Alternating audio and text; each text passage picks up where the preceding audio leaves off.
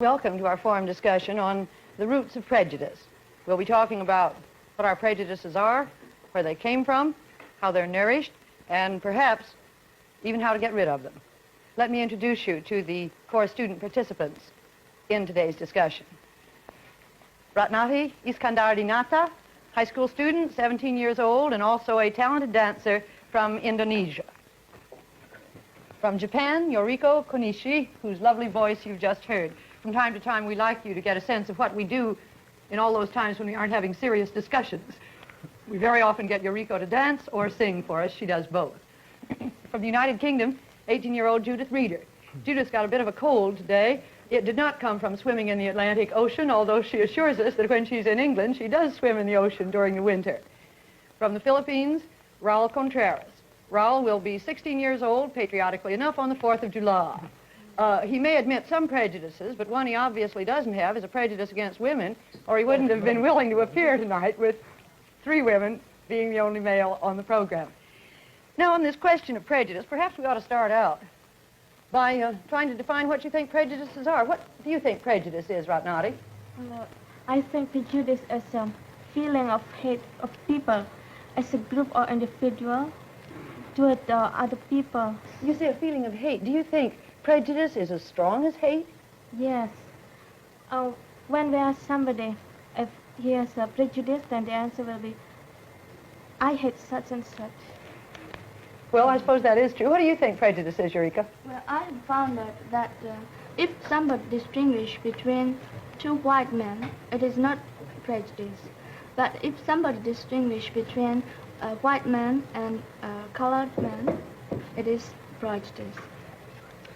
I would define prejudice as a rigid opinion formed about a certain thing before there has been a just examination of the facts. When a person loses track of the dignity of the human soul and begins to judge others not on the basis of their being persons, but on the basis of race, creed, economic status, that is prejudice. Well, is it fair to ask you whether you have any prejudices? Well, I guess so, Mrs. Waller, and being brutally frank, I'm prejudiced against Japanese.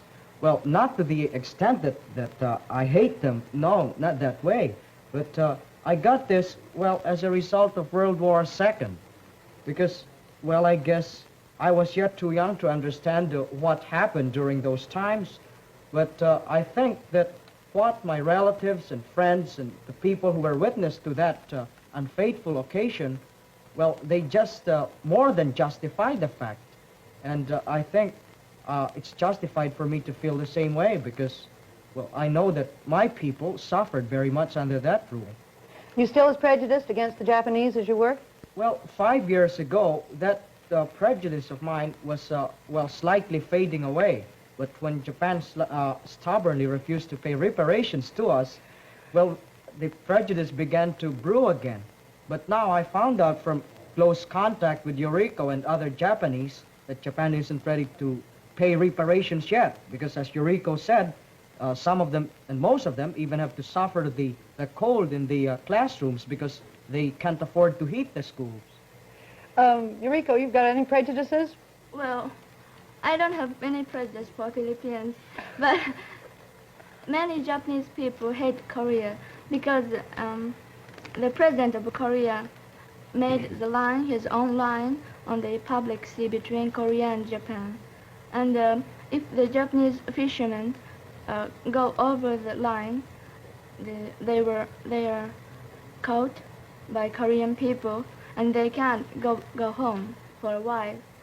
And we are trying to be a friend for Korea. Now that we've started, we better go on around the circle. Judith, you got any prejudices that you admit? Yes, I suppose I'd better admit them, although I'm English. I have some very foolish prejudices, you'll probably laugh. For instance, as soon as I meet a person with red hair, I always put myself on my guard because I have a silly prejudice that all red-headed people have terrible tempers, you know, that they're as passionate as the color of their hair.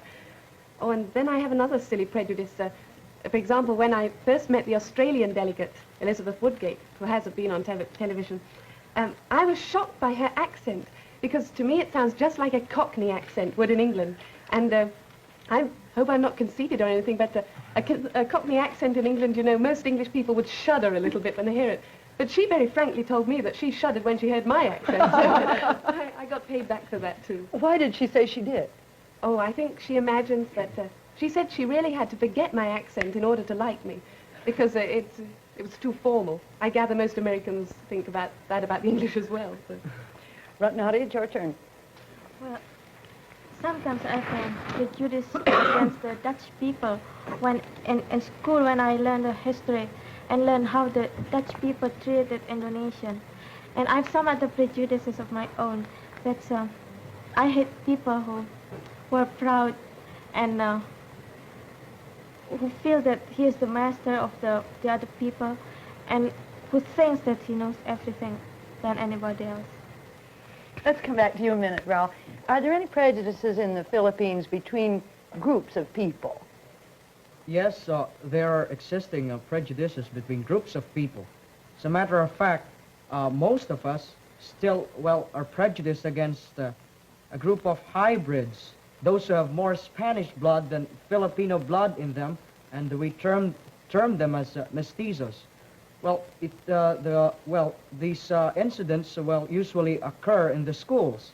As you know, I'm in a school run by Spanish monks, and we have a lot of we have a lot of those of that group studying in our school, and usually they are favored. But we think, and we think that we are right in saying that they are sort of aristocratic, conceited, and high-headed, and sore-headed, and all sorts of adjectives, and they have the foolish idea that they have the royal blood or royalty in them. Well, how do you get along with these boys in school, Raul? Are there any problems? Well, frankly speaking, I don't get along with them pretty well. As a matter of fact, we usually fight with one another. Is there any problem? Yes, Eureka. Yes, Japan have had many American or European soldiers after the war, and most of them married with Japanese girls, not only formal wedding, and they made children who called hybrid.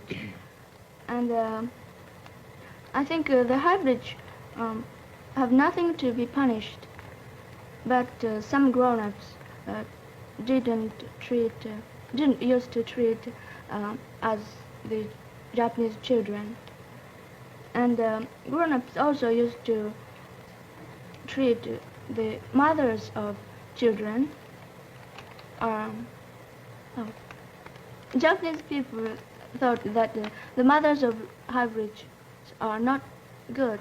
They are horrible because they married with foreign people, foreign boys, and many Japanese people don't like to marry with foreign people because they live in different customs, and they consider with different way. You still have a strong, may I say, prejudice in Japan against marrying people from other countries, don't you? Well, yes. Eureka, Yeah. Could you tell us something about the status of women in Japan? We hear the strangest things, and you've been telling me the strangest things. Could you tell us more about it? Before the war?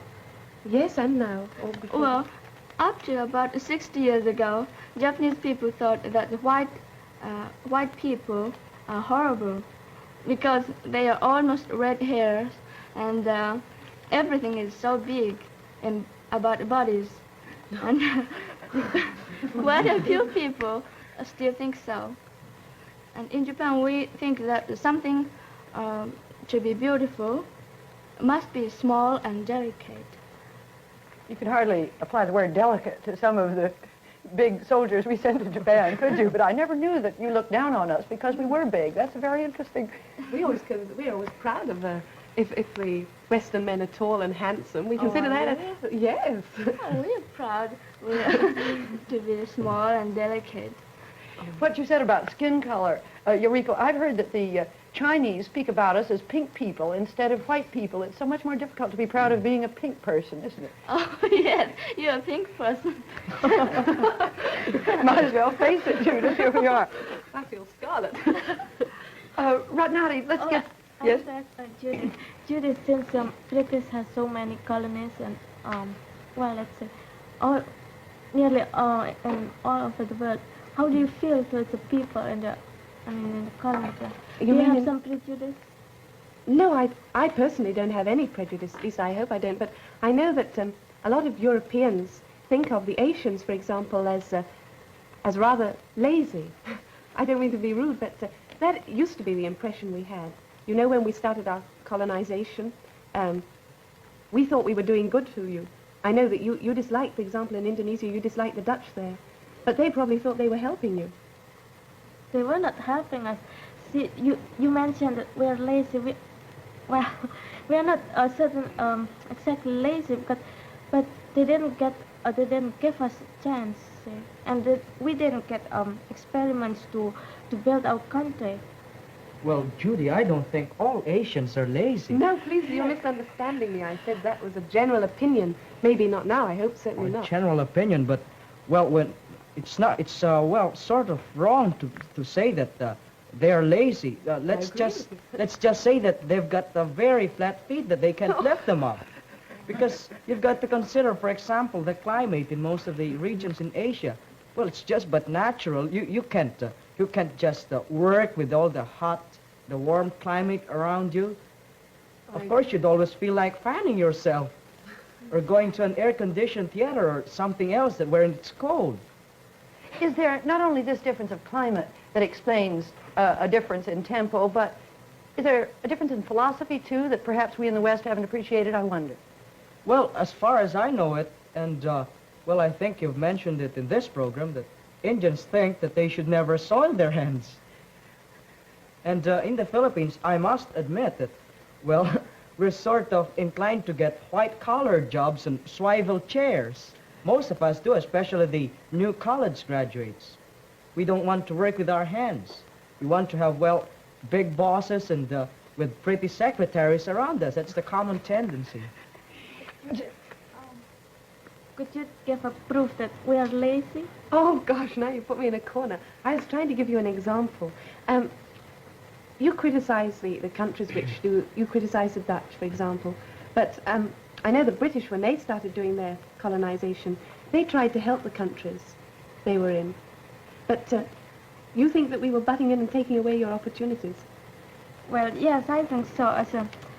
I'll give an example about the Dutch, that we didn't get a chance to be educated, for example. That was when the Dutch were there? Yeah. And do you think if the people in the colony get a chance to get free, you will give them? Do you think? Oh, now we're going right off the subject. Yeah. See, my friend from Malaya is very glad that Malaya will get the independence next year. She's very proud, and she tells everybody that Malaya is going to be independent next year. Do you think that if you do that to the other places, then you will yes, you'll make them satisfied? Well, we hope it will make them satisfied. Every country wants to be independent. That's only natural. But there comes a point somebody to decide whether they're ready to receive their independence. But I know we could go off on another long argument about that. Maybe we can have what... I'm sorry, Ralph. Well, I was about to ask them, what do they think are the most common or basic causes of our prejudices? Is it mainly skin color? Well, maybe. Do you mean, for example, taking the American trouble in the South? I guess taking the American side of it, it's just that the white people don't want to mix themselves up with the colored ones. But what about the colored people? Perhaps they don't want to mix with the white people either. Well, what about, since you brought up the American race problem, I'd like to ask you, is it as bad as you thought it was going to be before you came, or is it better or worse? Well, I think it's what I've seen here and what I've heard while I am here and what I have read in the newspapers, it's just worse than I expected. Don't you agree, Judith? No, I don't agree.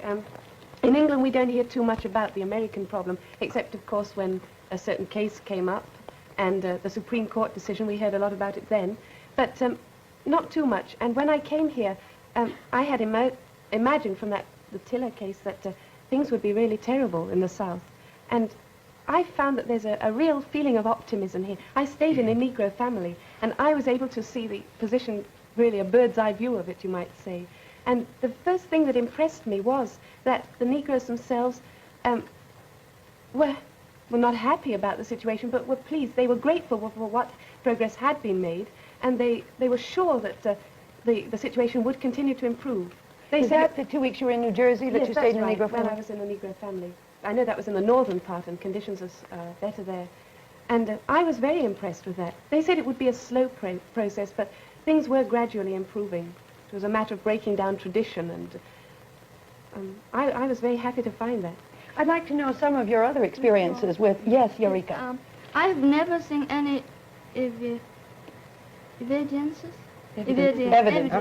evidences of racial prejudice in the United States, but I found out that most Negroes are laborers, and they don't have a high position on business. But I was very glad when I saw the Negro girl in South Orange, in Columbia High School, who was the vice president of the student council. I'm glad you did too. Yes, Ratna. Here in New York and New Jersey, I don't see any racial segregation or something like that. But when we stop in Williamsburg and we stop in Negro school, I saw it's very strictly. I mean, the Negro school go to the special Negro, and I was talking to some of the girls in the school, and I asked them how they feel about being segregated. But they said that they don't mind about that, and what they want is equal rights. And there are some places that they can go, such as restaurant or some clubs. And I think that since all Americans claim and emphasize that America is the most democratic country in the world, and as long as segregation exists, I don't think it's a democratic. I mean, pure democratic. Well, adding something to that, isn't it that, well, in the Pledge of Allegiance to the American flag, you mentioned something about, I pledge allegiance to the flag of the United States of America and to the republic for which it stands, one nation indivisible under God, with liberty and justice for all. Well, the last phrase just doesn't suit everything. I mean, with this segregation problem here and the discrimination against colored people, how in the world could you have liberty and justice for all? And in one of my hospitality periods, I didn't expect that even the kids could carry it that far. I had the, privilege, I should say, of attending one of the dances sponsored by one of the civic groups. And I just noticed that, well, it was a big dance floor, and all the white kids were assembled on the left side, and the most, shall we say, not strategic part of the ballroom, well, all the colored boys and girls were in there. And I never saw a white boy asking a colored girl for a dance, nor did I see a colored boy asking a white girl for a dance. I had a nasty experience too.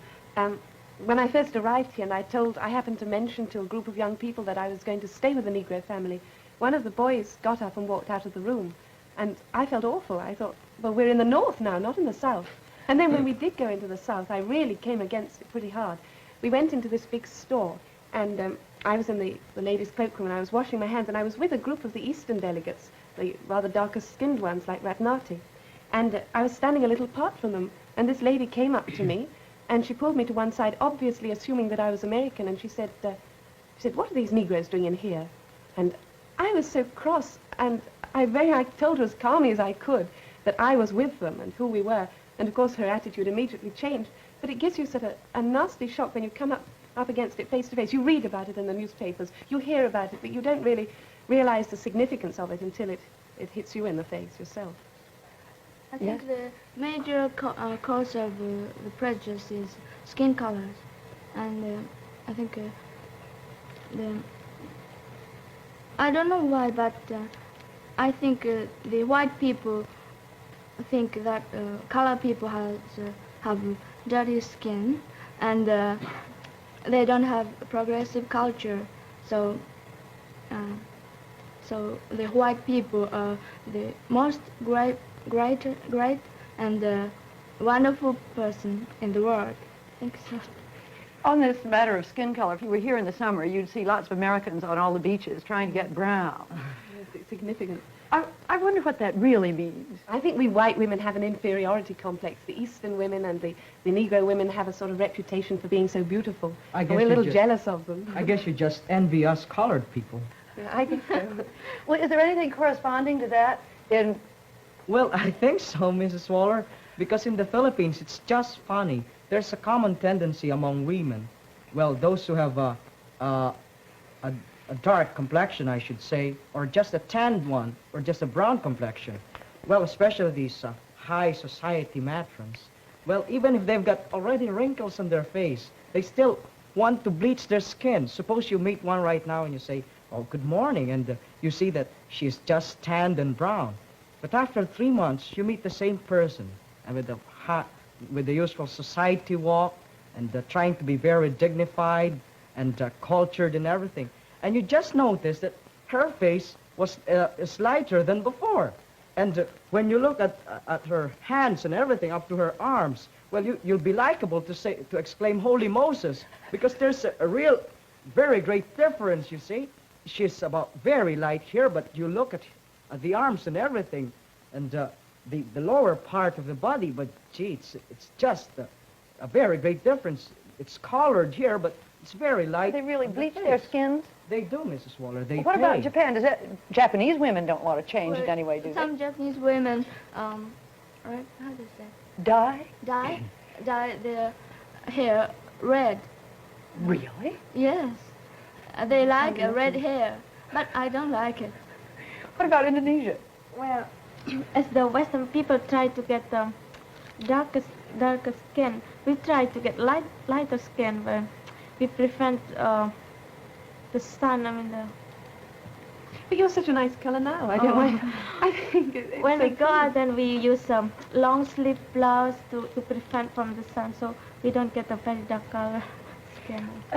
Tell me, what are your governments, if anything, doing about problems of prejudice? You've each mentioned some prejudice that exists in your country. What are your governments doing to try to eradicate it? You mentioned the prejudice against hybrids. You mentioned the prejudice against hybrids, too. You haven't told us much about the position of women. Otherwise, by the way, let me ask you right here, are women any freer in Japan now than they were before the war? Well, before the war, there was no democratic, and women belonged to men, and men controlled women in everything, and How about men now? had first opportunity to everything. Even getting out of the door, women had to open the door first, and the men passed first.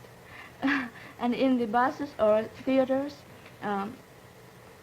men take seat first, and if there's no seat, women have to stand up. Oh, I'd love to live in Japan. Oh, But they do that in America and But England that- now. Is it changing at all? yes, quite changed.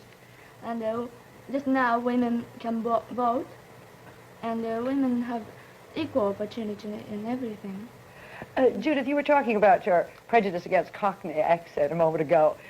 Is that still very strong in England, this prejudice of the so-called aristocracy against the Cockney? No, I don't think it's a very serious problem now, especially since the war. You know, this idea that the English speak either with a Cockney accent or else with a very aristocratic accent, that isn't true anymore. And we certainly don't despise people anymore if they speak with that. If you go into the House of Parliament now, you will often hear a North Country accent or a Welsh accent or even a Cockney accent. And we're proud of those kind of people because they are the people who got us through the last war, and nobody would dare say anything against them. In fact, it's the aristocratic accent which is the other side of the fence, and people laugh at that nowadays, I'm afraid. In fact, you may think that my accent is a little cultured, but I assure you back in England, I have not quite a Cockney accent, but still an accent. At least you mean to say your schoolmistress would not totally approve of you? Oh, no, I should be corrected. Judith, Quite a I lot. hate to think what's going to happen when you go back after 3 months here. So do I. You'll write me about that, won't you? Yes, I wanted to certainly. have time to ask you what you thought individuals could do in terms of eradicating prejudice. But our time's almost up. Anybody got a quick answer? Well, I guess we should carefully examine the individual first before passing any judgment on him. And if we ever pass a judgment, we should be just with it. That's a good note to end on. Thank you, Dottie, Noriko, Judith, and Raul. Next week, we're going to continue on this subject of prejudice with 4 delegates from Africa, 1 white and 3 colored. The delegates from the Union of South Africa, Gold Coast, Ethiopia, and Nigeria.